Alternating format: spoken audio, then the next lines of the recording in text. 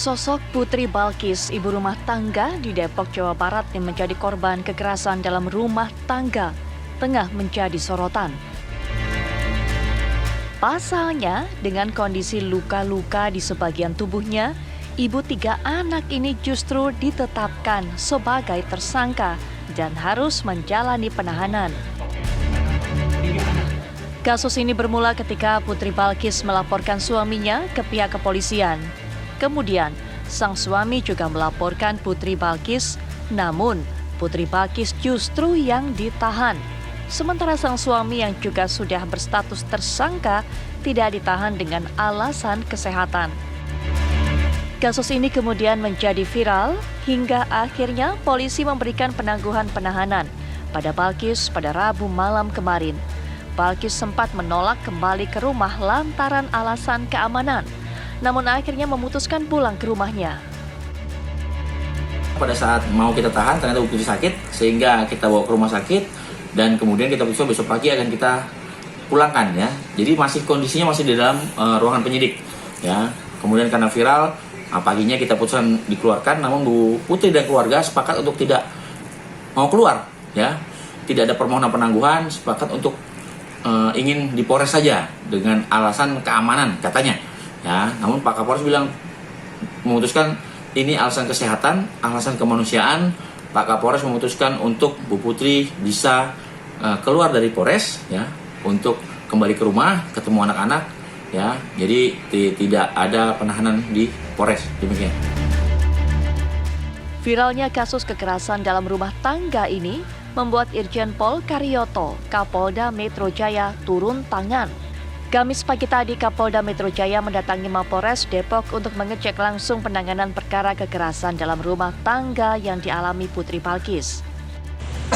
Dan saya di awal juga mengatakan yang adil lah, ya, yang adil dalam menegakkan sebuah perkara. Dan kemarin juga sudah dilakukan penangguhan penahanan.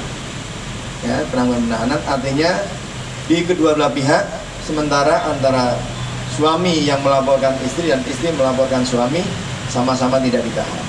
Memang kondisinya sebenarnya di dua belah pihak ini suami istri dua-duanya bisa dilakukan penahanan. Ya.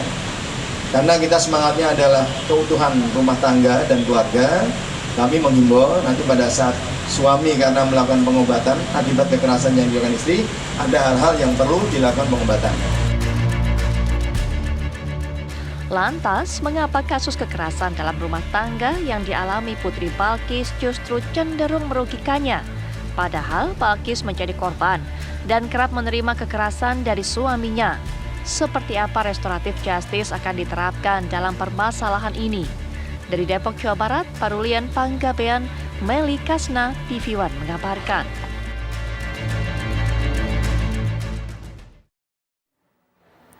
Sudah jatuh tertimpa tangga, sudah dianiaya, sudah disiksa, malah ditetapkan sebagai tersangka. Itu adalah derita dan juga duka yang dialami oleh PB, seorang istri yang tinggal di Depok. Anda sudah mendapatkan tadi bagaimana gambaran dan juga perjalanan kasusnya. Memang hari ini sudah ditangguhkan penahanannya, sudah dikeluarkan dari Polres Depok. Tapi malam hari ini kami akan ajak Anda untuk bersama-sama menyoroti bagaimana upaya penyelesaian dari pihak kepolisian dalam kasus ini. Apakah betul tidak berimbang? Yang kedua juga kami ingin hal ini ataupun juga kasus ini bisa menjadi pembelajaran bagi seluruh masyarakat mengenai kasus KDRT yang terjadi di rumah tangga. Dan untuk bisa membahas mengenai hal ini, kita akan datangkan ataupun juga kita akan dengarkan pendapat para narasumber. Tapi sebelumnya kami juga sudah mengundang pihak keluarga atau perwakilan keluarga dari korban. Tapi hingga dialog ini berlangsung, memang belum ada yang bisa datang mewakili, baik datang langsung ataupun juga menghubungi kami via daring. Saya akan langsung saja perkenalkan Komisioner Kompolnas Bapak Albertus Wahyu Rudanto yang juga akan menyoroti kasus ini. Selamat malam Pak Wahyu. Selamat malam, Mbak. Baik, selain Pak Wahyu, kita juga akan mendengarkan bagaimana pandangan kasus ini dari sudut hukum pidana. Sudah hadir secara virtual yaitu Prof. Hipnu Nugroho selaku pakar hukum pidana. Assalamualaikum warahmatullahi wabarakatuh. Selamat malam Prof. Hipnu. Selamat malam Mbak. Baik. Rest area Semarang ini. Baik, Prof. Hipnu, terima kasih sudah meluangkan waktunya di tengah perjalanannya, Prof. Hipnu. Baik, Prof. Hipnu, kasus ini menjadi sorotan dari masyarakat, kemudian menjadi viral. Pertanyaannya banyak yang ada di benak masyarakat. Yang pertama mungkin saya akan awali dengan kenapa Prof. Hipnu sudah disiksa, dianiaya, tapi malah PB ini atau korban ini ditetapkan sebagai tersangka? Ya, ini sebetulnya kalau kita lihat suatu kasus bisa saja. Ya, bisa saja karena bentuk sebagai laporan. Tapi pertanyaannya, apakah kita hanya melihat sampai di situ, Mbak? Oleh karena itu, dalam konsep ini, teori sebab akibat itu harus dilakukan. Tersangka itu seperti apa? Korbannya seperti apa? Sehingga kalau sampai mengetahui itu adalah suami istri, apapun yang terjadi, ada istri harus dilindungi. Oleh karena itu, ketika ada laporan oleh suami yang kemudian istri ditahan, saya kira tidak menimbulkan suatu keadilan. Keadilan tidak dibicarakan, kecuali memang bahwa kekerasan itu sudah dibuktikan, hasil-hasil bukti yang cukup. Ini yang harus kita lihat. Oleh karena itu, dalam penegakan hukum sekarang ini memang seorang penegak hukum penyidik itu harus betul-betul menjiwai, meneliti teori sebab akibat. Ini delik keluarga, delik aduan. Apa itu delik aduan? Adalah pemberitahuan tentang suatu tindak pidana yang penuntutannya tergantung yang mengadu. Jadi bukan laporan. Nah sekarang pertanyaannya, siapa yang terlapor? Suaminya. Ini kan sudah dipikirkan. Nah oleh karena itu dalam seperti sebetulnya tidak secepat itu memerlukan sebagai tersangka. Sehingga melihat suatu perkara itu betul-betul objektif. Memang nggak salah. Memang nggak salah. Kalau kita bicara bukti, buktinya cukup ya. Tapi kalau kita teori sebab akibat, saya kira kok tidak bisa dikatakan seperti itu. Inilah saya kira sepakat dengan Pak Kapolda menyatakan seperti ini harus imbang kan gitu loh. Apakah suaminya, apakah istrinya? Ini saya kira melihat suatu objektif. Begitu, Mbak. Oke.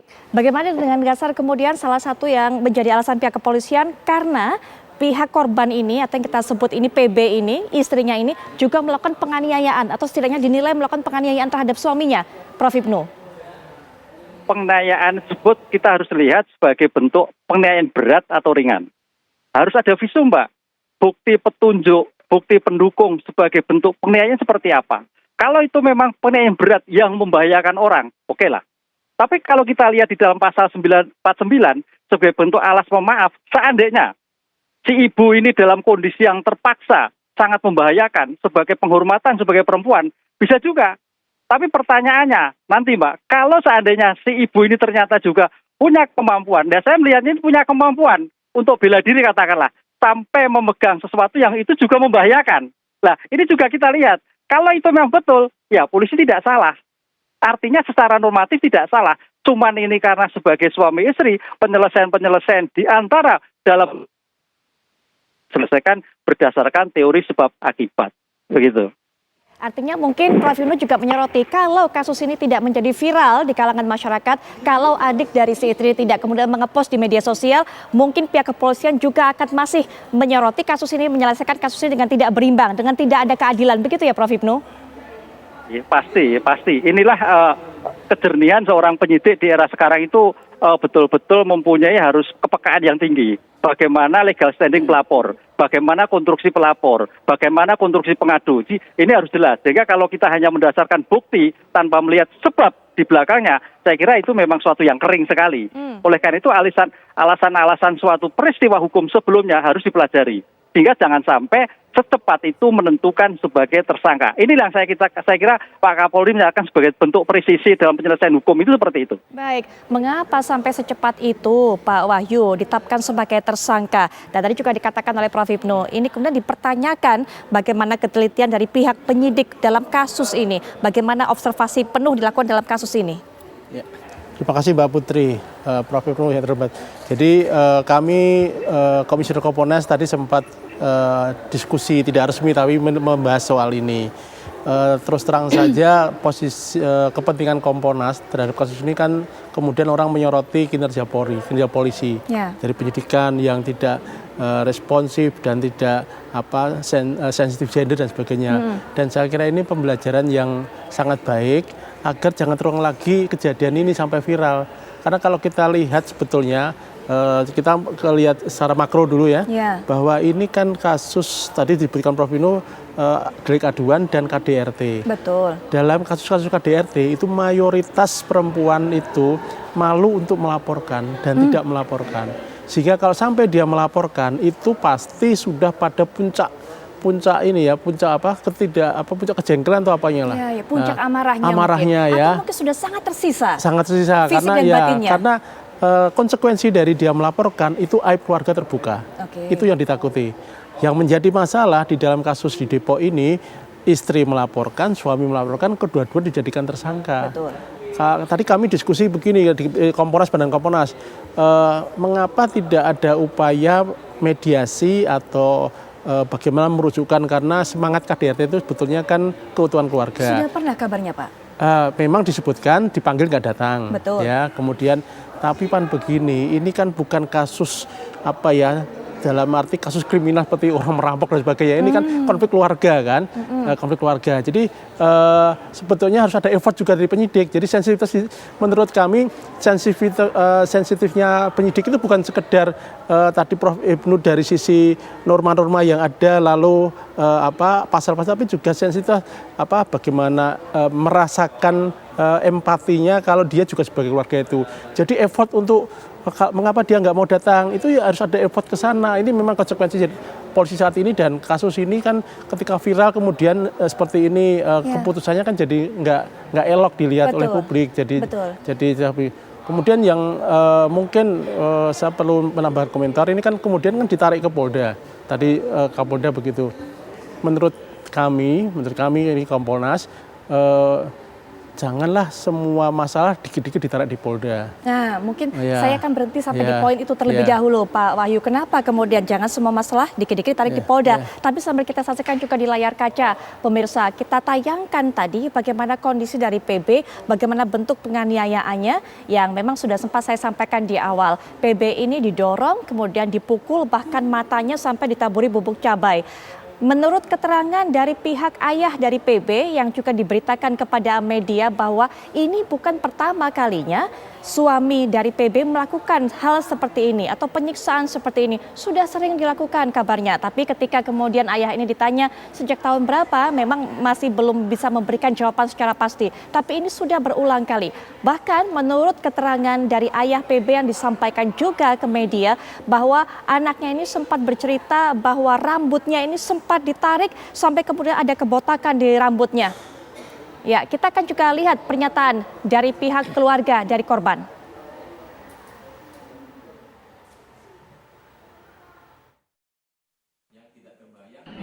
Katanya, saya tanya kenapa dia minta izin untuk operasi. Tapi pada saat itu izin itu dia ada di Lombok. Nah, itu pertanyaan saya kenapa? Nah itu loh. Itu kalau kemarin, kalau saya nggak tahu persisnya. Itu dalam izin yang diminta untuk kalau anak bapak sendiri dilaporkannya dengan tuduhan apa? KDRT juga. Iya. Sementara suaminya sendiri sudah ditetapkan tersangka atau seperti apa? Sudah lebih dulu memang. Sudah. Per tanggal 15 April. Tapi tidak dilakukan penahanan atau gimana Pak? Kalau untuk suami Ada sama 1x24 jam, tapi selesai. Ada saya dengar cerita lagi cuma setengah hari gitu kan. Baik, pemirsa, tadi kita sudah mendengarkan bagaimana keterangan dari pihak ayah dari PB, yaitu ayah dari istri yang berada di Depok ini yang sudah melaporkan suaminya. Memang dua-duanya ini saling melaporkan, sama-sama kasus pengaduannya adalah KDRT dan dua-duanya ditetapkan sebagai tersangka. Kemudian sang ayah juga mempertanyakan kenapa kemudian putrinya ini sampai ditahan dan suaminya ini tidak ditahan. Salah satu alasan dari pihak kepolisian adalah saat dilakukan pemeriksaan, memang suaminya ini mendapatkan luka yang cukup parah di bagian kelaminnya sehingga harus mendapatkan perawatan di pihak rumah sakit. Prof. Ibnu juga mungkin bisa berikan pandangan mengenai hal ini. Kenapa kemudian sang istri ditahan dan suaminya ini tidak ditahan? Tapi mungkin nanti Prof. Ibnu, termasuk juga kita akan soroti Prof. Ibnu, salah satu alasan yang disampaikan oleh pihak kepolisian kenapa istrinya ditetapkan sebagai tersangka karena dinilai tidak kooperatif. Nanti Prof. Ibnu bisa berikan pandangan. Pak Wahyu juga, termasuk juga Pak Wahyu tadi menyambungin tadi kenapa kok dikit-dikit kasusnya ditarik ke Mabes. Kita akan lebih lanjut lagi bahas, tapi setelah jeda berikut ini kami sudah kembali. Baik pemirsa, kami akan sajikan kepada Anda bagaimana kronologi peristiwa ini, apa yang dialami oleh Putri Balkis, bagaimana penyiksaan yang ia alami sehingga kemudian ia memutuskan untuk melaporkan suaminya kepada pihak kepolisian. Bahkan pada malam penyiksaan itu, kabarnya Putri Balkis juga sampai lari ke rumah mertuanya yang memang kabarnya berdekatan dengan posisi rumahnya untuk meminta diselamatkan. Nah ini dia. Dalam perseteruan ini bagaimana kemudian kondisi Putri, posisi Putri saat itu, dan sampai hari ini akhirnya kita dengarkan penangguhan penahanan Putri Balkis hingga bisa kembali pulang ke rumah.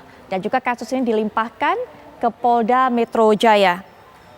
Dan ini menjadi sorotan dari Kompolnas, kenapa kemudian kasus seperti ini sampai ditarik ke Polda Metro Jaya. Nah ini cerita yang disampaikan di media sosial sehingga menuai perhatian masyarakat. Bukan hanya masyarakat, bahkan sampai Menko Polhukam Mahfud MD juga sampai menelpon Kapolda Metro Jaya mempertanyakan kenapa korban dari KDRT ini ditetapkan sebagai tersangka. Kita lihat luka-luka yang dialami di bagian wajah dan juga sampai matanya ini ditaburi bubuk cabai. Dan juga sudah berkali-kali kabarnya rambutnya ini dijambak, ditarik sehingga mengalami kerusakan ataupun kebotakan. Itu yang diceritakan oleh ayah dari korban. Bahkan ayah korban ini sempat menceritakan kepada media bahwa kabarnya menantunya ini mengkonsumsi narkoba sehingga kemudian sering meluapkan emosinya dengan melakukan pemukulan ataupun penyiksaan kepada putrinya. Kita akan nanti bahas bersama para narasumber lagi termasuk juga mendengarkan laporan dari rekan kami yang ada di Polda Metro Jaya. Tapi kita kembali lanjutkan, Prof. Hipnu. Ingin sekali kita mendengarkan pandangan Prof. Hipnu bagaimana kemudian alasan dari pihak kepolisian menetapkan korban sebagai tersangka. Salah satunya kabarnya adalah karena tidak kooperatif, Prof. Hipnu. Ya, gini Mbak, apa itu tersangka? Tersangka adalah seseorang yang karena perbuatannya berdasarkan bukti yang cukup, dia ditetapkan sebagai tersangka. Karena keadaannya dia menjadi tersangka. Keadaan tersangka seperti apa? Tadi mungkin pembelaan sampai meremas menjadikan rumah sakit. Itu sudah cukup memang betul. Nah, pertanyaan kedua, kenapa sampai ditahan? Ada teori subjektif dan objektif. Terkait dengan objektif bahwa tindak pidana ini memang walaupun KDRT, polisi dapat melakukan penahanan. Itu syarat objektif. Syarat subjektif ada keterkaitan melarikan diri. Pertanyaannya, apa iya seorang istri melarikan diri? Apa iya membuat menghilangkan barang bukti? Oke, kalau menghilangkan barang bukti ya, karena dalam satu rumah tangga. Pertanyaan yang ketiga, kenapa suaminya tidak? Harusnya Mbak, kalau imbang, suaminya juga ditahan. Pertanyaan yang kedua, loh ini kan sakit. Lah, kalau sakit kan dibantarkan. Jadi dalam hukum pidana itu ada konsep pembantaran. Pembantaran itu seseorang yang statusnya ditahan, tapi tidak masuk dalam penahanan karena sakit. Yaitu dinamakan nanti ditahan di rumah sakit. Sampai kapan? Sampai sembuh. Lah, kalau seperti ini statusnya kan imbang. Imbang. Mungkin publik nggak geger ketika istri menjadi tersangka, suami menjadi tersangka. Pertanyaan kan tidak. Lah, inilah yang saya kira sedikit mungkin kekeliruan atau mungkin kealpaan dari penyidik. Kenapa seorang suami tidak dilakukan sebagai ditahan? Baik. Karena dapat dilakukan pembantaran. Nah, gitu sama-sama nanti. Sama-sama sebagai tersangka. Ini Mbak, ini yang saya kira menjadikan ribut di media sosial seperti itu. Tidak adilan di situ. Iya. Baik, kami dapatkan poin ketidakadilannya dan sudah dijelaskan sebenarnya solusinya seperti apa seharusnya dilakukan oleh pihak kepolisian dari Prof. Hipnu. Nah, sebelum nanti kita dengarkan pendapat dari Pak Wahyu juga, saya bawa Anda untuk bisa mendapatkan kabar terbaru dari Polres Depok. Rekan kami Meli Kasna akan mengabarkan untuk Anda. Silakan Meli. Ya, Putri Viola, terkait kasus KDRT yang melibatkan aksi saling lapor antara suami Putri Balkis dengan suaminya Bani Idam tersebut memang masih bergulir. Tadi pagi sekira jam 9:30 pagi itu, Kapolda Metro Jaya Irjen Karyoto memang sempat menyambangi Polres Metro Depok untuk menanyakan penanganan perkara tersebut. Dan memang hasilnya tadi setelah sekitar 30 menit berada di dalam dan berdiskusi dengan pihak Polres Metro Depok, dijelaskan oleh Kapolda Metro Jaya bahwa apa yang dilakukan dari pihak kepolisian ini sudah sesuai dengan prosedur, di mana memang keduanya sudah ditetapkan sebagai tersangka, lantaran memang terbukti ada aksi saling melukai antara keduanya. Dan penahanan tersebut juga, penahanan Putri Balkis sendiri juga sudah ditangguhkan sejak kemarin malam. dan Putri Balkis sudah dipulangkan dan bisa bertemu dengan keluarganya. Dan terkait oleh suaminya Bani Idam yang tidak dilakukan penahanan, kami sudah mengkonfirmasi kepada pihak kepolisian bahwa tidak dilakukannya penanganan itu adalah rekomendasi dari 2 dokter ahli, di mana menyatakan bahwa alat vital atau alat kelamin dari Bani Idam ini mengalami kerusakan yang cukup parah sehingga harus dilakukan operasi. Namun untuk hasil operasi dan observasi tersebut dari pihak kepolisian belum mendapatkan info sampai kapan perawatan maupun operasi tersebut akan dilaksanakan. Dan tadi kami juga mendapatkan informasi bahwa kasus tersebut telah ditarik oleh Polda Metro Jaya, khususnya dari Ditreskrim Polda Metro Jaya. Putri. Baik, Meli, terima kasih untuk informasi yang sudah disampaikan. Dari keterangan Meli, termasuk juga kabar-kabar yang sudah beredar di media dan juga apa yang disampaikan oleh pihak kepolisian, termasuk juga Kapolda Metro Jaya, Pak Wahyu. Kita jadi tahu kenapa kemudian pelaku ataupun pihak suami ini kemudian tidak ditahan karena ada rekomendasi dari dokter. Tapi tadi dikatakan oleh Prof. Nuslan seharusnya bisa dengan status dibantarkan. Artinya ini salah satu menunjukkan bukti adanya prosedur yang salah dilakukan oleh pihak kepolisian. Pak Wahyu. Kalau kita bicara hukum, ini ahlinya Prof. Ibnu, itu kan tujuannya kan 3, ada kepastian, ada manfaat, dan ada keadilan. Saya kira dengan status sebagai tersangka, sebagai ditahan, walaupun tidak di sel, tapi statusnya kan dia ditahan. Itu tadi Prof. Ibnu sudah menjelaskan secara norma-norma sesuai ketentuan hukum. Betul. Saya kira itu benar. Hanya begini Mbak Putri, yang ingin saya soroti di dalam kasus ini itu mengapa kemudian sampai viral, karena publik, dalam hal ini netizen, itu melihat ini sudah jadi korban, dijadikan tersangka, itu yang bikin publik marah. Betul. Memang bisa dijelaskan, oh karena dia begini, tadi kan ada dia melawan dan sebagainya. Tapi logika publik itu kan biasanya nggak sama dengan logika penyidik. Nah, sehingga itu harus dipahami. Dengan apa? Dengan sensitivitas. Kalau kita punya sensitivitas, terutama ibu ini punya 3 anak dan sebagainya, itu akan lain. Karena begini, mohon maaf lah, polisi kan disorot. Jadi kami Kompas itu berharap kinerja polisi itu, kalau kita bicara profesional, kita boleh acungkan jempol lah. Tetapi pada hal tertentu, saya kira jangan sampai sekarang ini persepsi publik yang naik ini hanya karena beberapa tadi Prof. Ibnu bilang kesalahan. Kalau kami nggak ada kesalahan, kami lihat kekurang sensitivitas saja yang saya kira harus diperbaiki. Termasuk tadi disebutkan dipindah ke Polda tadi. Baik, ya, nah mungkin kita tahan dulu mengenai hal ini Pak Wahyu. Setelah jeda Pak Wahyu mungkin bisa jelaskan kepada kami kenapa kemudian ditariknya kasus ini ke Polda, sungguh disayangkan oleh pihak Kompolnas. Apakah bukan malah tidak mendapatkan penanganan yang lebih baik? Tapi nanti mungkin Pak Wahyu bisa jelaskan kepada kami setelah jeda. Kami sudah kembali. Baik pemirsa, berikutnya kami juga akan mengajak Anda untuk bisa melihat bagaimana proses kepulangan Putri Balkis setelah penahanannya ditangguhkan oleh pihak kepolisian.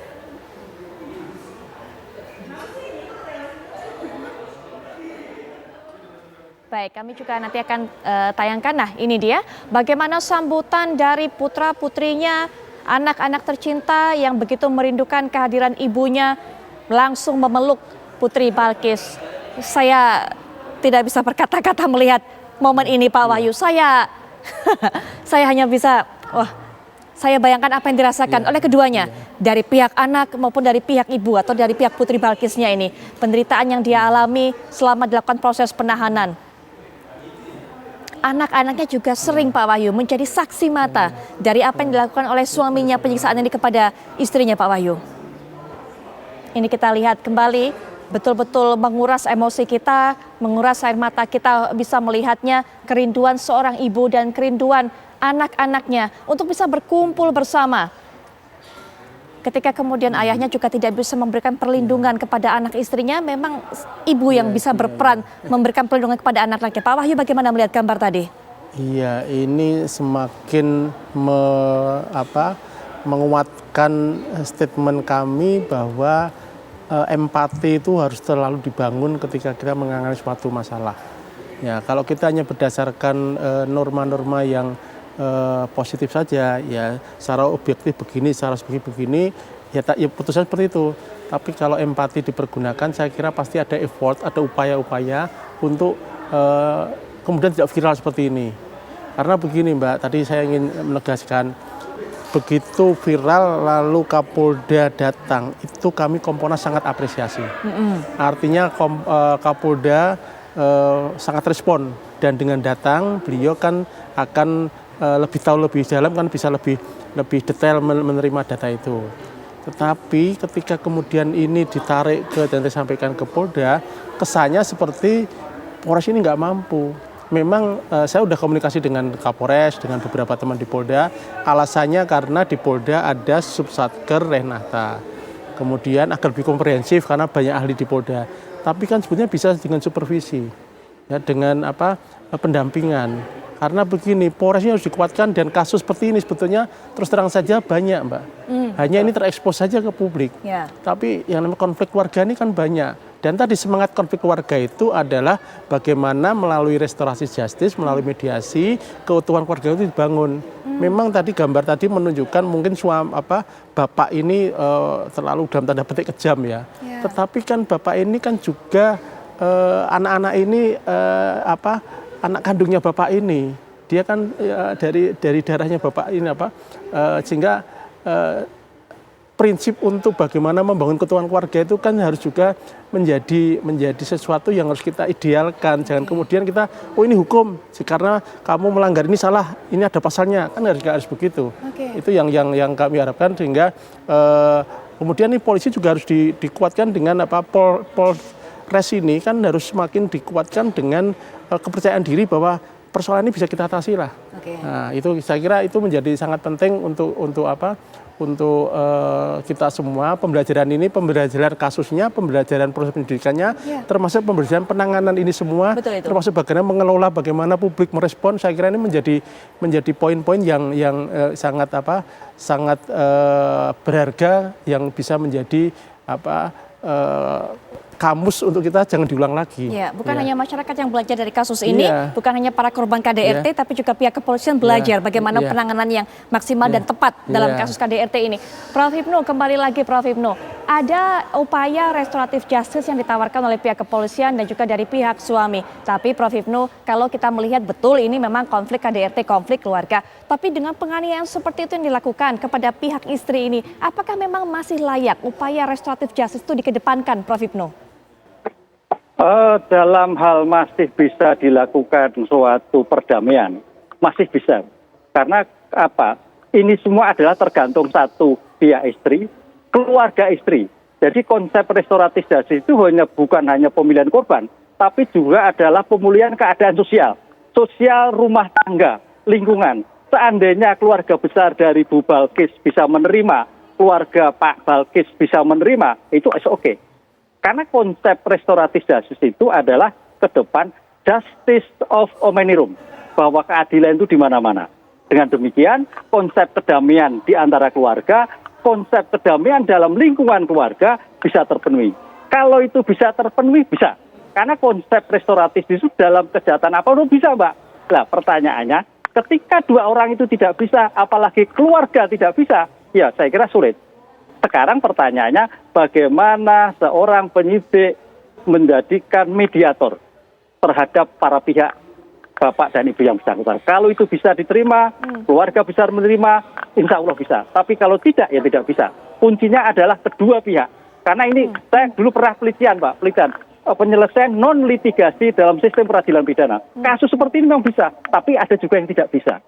Kuncinya terhadap Bu Balkis dan suaminya. Dan keluarga Bu Balkis dan keluarga suaminya. Ya, semuanya memang tergantung kesepakatan dari kedua belah pihak, termasuk keluarga besar dari kedua belah pihak. Tapi kalau melihat Prof Hipnu, terus terang saja, ketika kemudian dipulangkan dari tahanan saja saat penangguhan, ini Ibu Balkis ini menderita ketakutan untuk pulang karena mungkin keamanannya atau dikhawatirkan masalah keamanannya.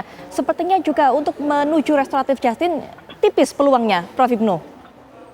Bisa jadi tipis. Karena memang ini kejahatan ini sudah kejahatan yang bahasa kami di luar kemanusiaan lah, sampai istrinya seperti itu. Tapi pertanyaannya, Bu Balkis juga seperti itu loh, Mbak. Sampai alatnya rusak itu kan juga suatu luar biasa. Pertanyaannya, apakah Bu Balkis punya ilmu tersendiri sehingga sampai dalam begitu cepat sakit seperti itu. Ini juga kita harus imbang, Mbak. harus imbang. Jadi oleh karena itu dalam seperti ini kejelian, kemudian kedinginan penegak hukum untuk mendamaikan menjebak. Yang penting kedua pihak dia menerima, apalagi ini kan punya anak-anak yang masih masa depan. Itu yang bisa dilakukan. Tapi kalau memang tidak bisa, kayaknya seperti itu agak sulit. Agak sulit, Mbak. Keluarga istri sudah seperti itu dan ini sudah memuncak. Kalau sudah memuncak itu bicara karakter.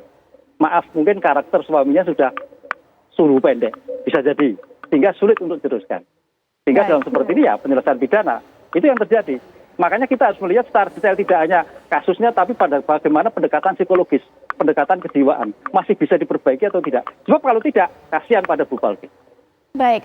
Sehingga proses hukum tetap berjalan. Menyinggung mengenai masalah kejiwaan, kemudian masalah karakter, salah satu hal juga yang diungkapkan oleh pihak keluarga dari Ibu Balkis ini, walaupun memang tidak datang dalam diskusi ini, tapi ini beredar di media, termasuk juga media sosial dan juga media konvensional. Prof. Ibnu mengatakan bahwa pelaku ini ataupun juga suami dari Ibu Balkis ini kemudian mengkonsumsi narkoba, kemudian melampiaskan amarahnya. Nah, terkait dengan hal-hal seperti ini atau keterangan seperti ini, bagaimana seharusnya pihak kepolisian menyikapinya? Apakah kemudian harus dilakukan pemeriksaan lebih lanjut terkait hal ini? Oh iya, berarti ada dua peristiwa KDRT dan peristiwa konsumsi narkoba.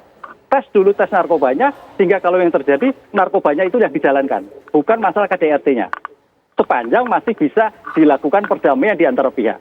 Artinya dari Pak Balkis ini, suaminya Bu Balkis, ada dua peristiwa hukum, KDRT dan konsumsi narkoba. Konsumsi narkoba itulah yang saya kira menjadi PR tersendiri bagaimana pihak Polda untuk menggali siapa pemasoknya, siapa peredarnya, sejak kapan dia menggunakan. Ini saya kira yang menjadi penting. Sebab kalau nanti tidak dilakukan, ketika damai, menjadikan suatu permasalahan itu bisa berulang kembali.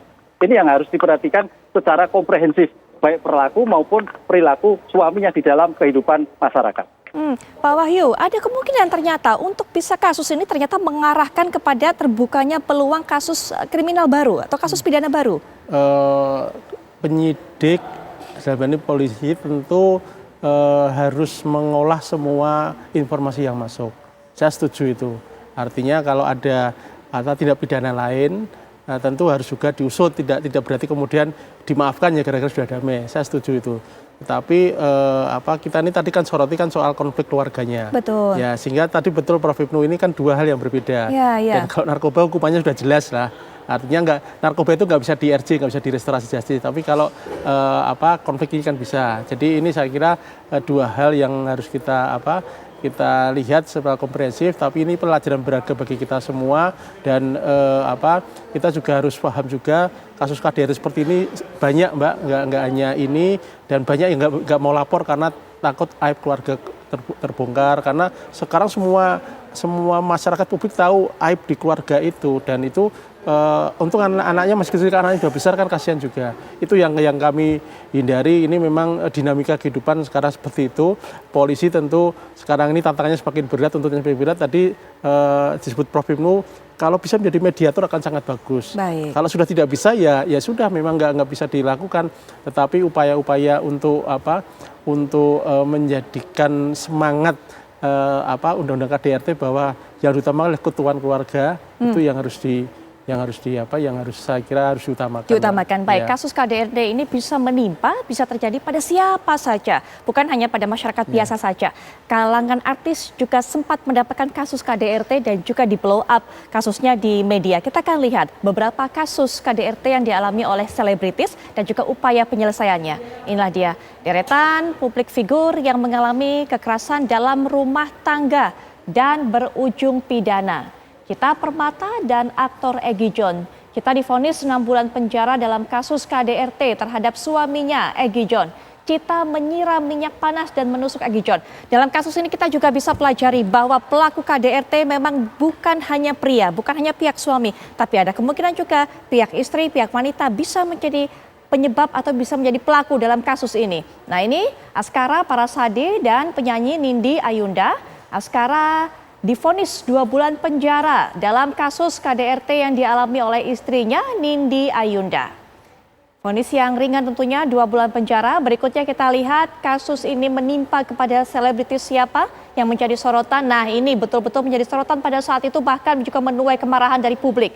Rizky ditetapkan sebagai tersangka atas KDRT terhadap istrinya Lesti Kejora dan berujung pencabutan laporan. Rizky Bilar juga menjadi bebas. Nah, yang terakhir ini merupakan salah satu kasus KDRT yang bisa diselesaikan melalui jalur damai. Nah, ini yang juga baru kita mendengar kemarin putusan atau vonis dari pengadilan.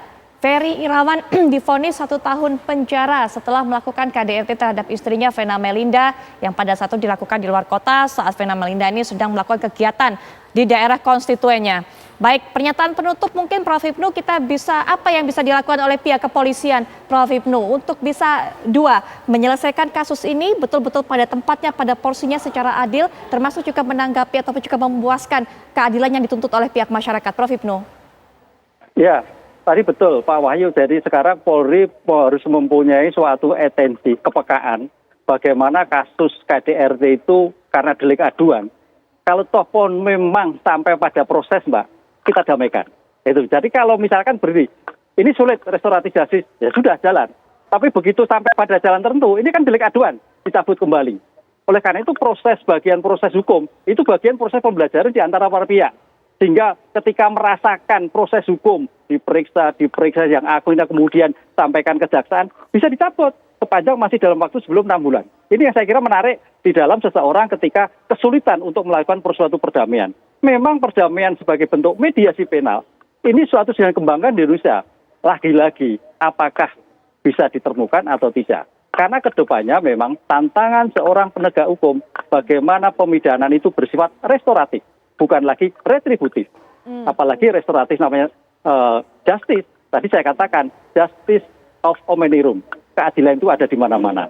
Sehingga begitu diserahkan, diperiksa, bisa didamaikan. Atau belum didamaikan. Jadi keadilan sampai pada putusan nanti sebelum sidang pun bisa diajukan suatu penyelesaian restoratif. Ini yang saya kira pembelajaran ke depan, kalau memang sulit ya dipaksa naik restoratif. Terus jangan berhenti untuk melakukan restoratif bahkan sampai di sidang peradilan. Gitu. Baik, Prof. Hipnu. Kita sambil mendengarkan pendapat Prof. Hipnu tadi juga melihat luka lebam seperti apa yang dialami oleh Putri Balkis ini di bagian mata, wajah semua, bahkan sekujur tubuh, tangan dan bahkan juga kaki. Terakhir juga mungkin Pak Wahyu, jangan sampai kasus ini kemudian membuat masyarakat yang menjadi korban KDRT malah lebih memilih bungkam karena merasa toh akhirnya bisa ditetapkan sebagai tersangka, padahal mungkin para korban itu berupaya hanya untuk membela diri, Pak Wahyu. Ya, ini betul tadi Prof. Hipnu, ini pembelajaran yang baik. Dan kita semakin paham bahwa sebetulnya prinsip hukum itu kan tidak hanya kepastian hukum, tapi ada kemanfaatan dan keadilan. Nah, ini kan harus dikombinasi menjadi suatu sinergi dalam rangka membangun kehidupan yang beradab. Nah, maka tugas polisi itu sebetulnya menjaga peradaban. Jadi ketika kemudian menjaga peradaban itu bisa dengan mediasi, lakukanlah oleh polisi. Tapi ketika menjaga peradaban itu harus dengan tindak pidana, narkoba, lakukanlah itu dengan tegas. Ya, jadi ini saya kira tugas-tugas polisi yang jangan sampai lupa. Kalau kita ke belakang, awal mula polisi itu di negara kota, penjaga peradaban namanya polisia, ya saya jadi polisi. Tugas utamanya itu menjaga peradaban. Dengan cara apa? Dengan mediasi, dengan menjaga kerukunan, dengan menjaga dan dengan memidanakan yang salah. Saya kira itu ini pelajaran sangat berharga nih Mbak. Sangat berharga untuk kita semua. Seperti yang sudah kami sempat sampaikan tadi, buat masyarakat, terutama mereka yang ada di posisi yang sama, ada di kasus sama. Pak Wahyu kan mengatakan banyak sebenarnya kasus KDRT selama ini terjadi, cuma banyak juga yang kemudian memilih untuk bungkam diam. Apa yang harus mereka lakukan? Kita punya pelajaran dari kasus ini, termasuk juga pihak kepolisian seharusnya bisa mendudukkan kedua pihak ini suami istri dalam garis yang sejajar dan menyelesaikan ataupun memberikan solusi secara adil. Pak Wahyu, terima kasih sudah berkenan untuk bisa memberikan pandangan dalam kasus ini. Prof. Hipnu juga terima kasih. Prof. Hipnu, selamat melanjutkan perjalanan kembali. Mohon maaf kami ganggu nih perjalanannya, tapi terima kasih sudah memberikan ilmu yang bermanfaat mengenai kasus ini dari sudut hukum pandang atau sudut pandang hukum pidana. Selama malam ini, Prof. Hipnu. Selamat malam, Prof. Hipnu, Pak Wahyu. Selamat malam.